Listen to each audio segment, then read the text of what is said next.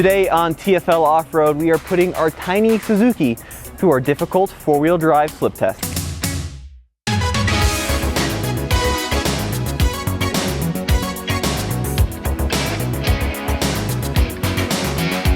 So what we have here is our 1987 Suzuki Samurai, and our slip test comprises of several of these rollers that we place underneath the wheels to see how the vehicle reacts in different low traction situations. We'll start with the rear wheels.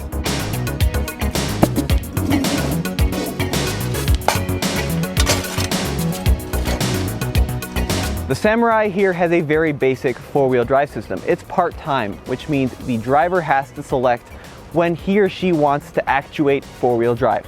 So when you're just driving around on normal pavement, the vehicle is going to be in its rear-wheel drive setting like we are now.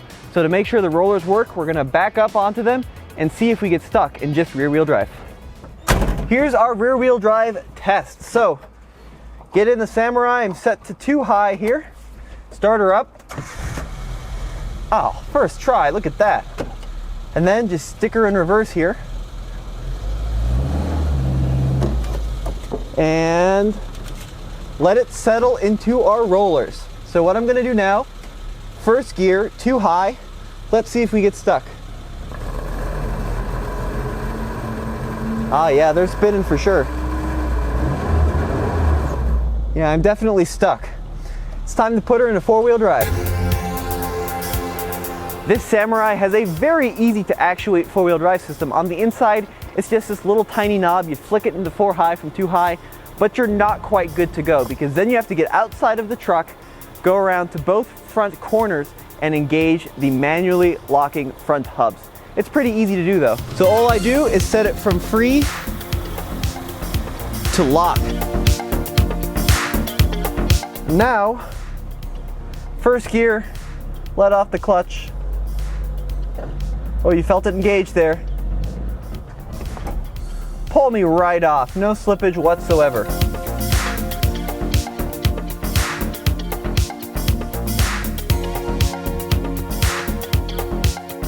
All right, so in four-wheel drive, the little Samurai here just pulls itself right off the rollers, as I thought it would.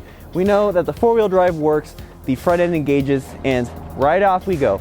Now here's where it gets a little bit tricky. We're gonna do a diagonal test. So what we're gonna do is we're gonna put the left rear on a roller and the front right on a roller. We're kind of gonna put it off kilter a little bit.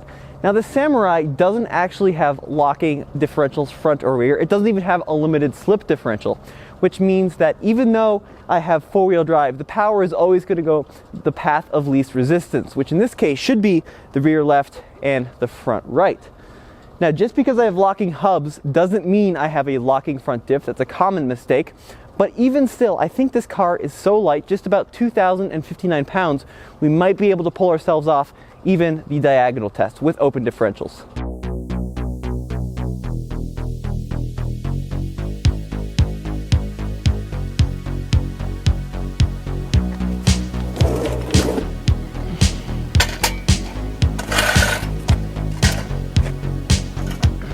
I'm in four-wheel drive, hubs are locked in the front.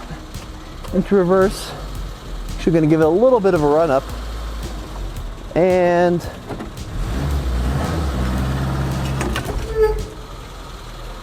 okay, so now, first gear, let's see if she gets off. Let off the clutch slowly, it's spinning.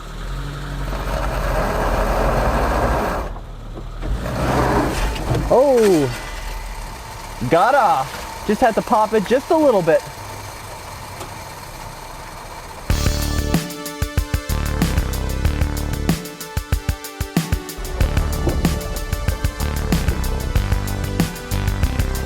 Even though Sammy here did get a little bit stuck at first on our diagonal slip test, it's so light, and with just a little bit extra throttle and a little bit more aggressive clutch release, I was able to pull her right down. That's the beauty of having such a small, nimble off-roader. It doesn't take a lot of force to get you off your obstacles. Now we're gonna try the most difficult test right now, the 3-wheel test. Both front wheels and the left rear are gonna be on the rollers. Only the right rear is gonna have traction. This is gonna be interesting. Without traction control or lockers or a limited slip in the Samurai, this 3-wheel test, it's gonna be pretty much impossible, I think. But we're gonna give it a shot just to see what little Sammy here can do. So In four-wheel drive, 4 high, hubs are locked. God, it starts right up every time. Let me see if I can even back into these rollers. I'm gonna try just a little bit of momentum. Into reverse.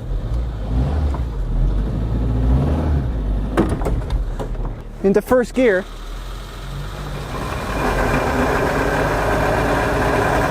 Yeah, it's rolling pretty good. Now there is an old off-roader's trick where if you're stuck like this, apply just a little bit of handbrake or a little bit of the brake pedal to see if you can distribute power more adequately. So I'm gonna try a few of those tricks now. First I'm gonna try maybe popping the clutch just a little bit.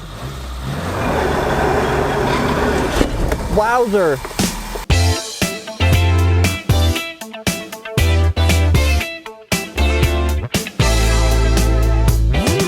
Well, I think I cheated that just a little bit. I think it kind of slid to the side and maybe gripped on the side of one of these rollers, but I mean, it got off, so that is a plus.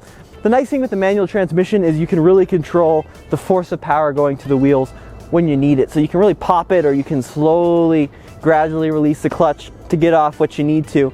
But this little Samurai weighs basically nothing, and actually, it did really well on the flat. Let's do one more test on an incline.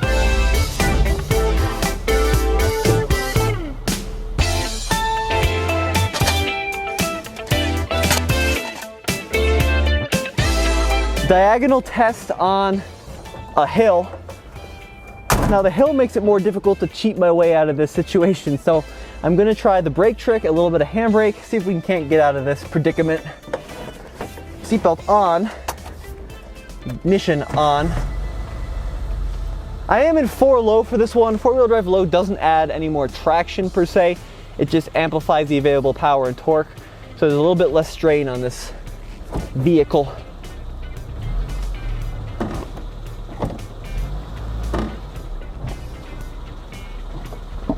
Okay, and we're in. Now this is gonna be tricky because the second I let off the brake, it's gonna start sliding back. So maybe cheat it with the handbrake.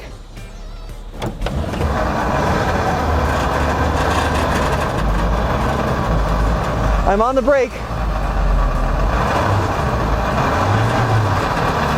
Okay, right in the handbrake a little bit too now. Yeah.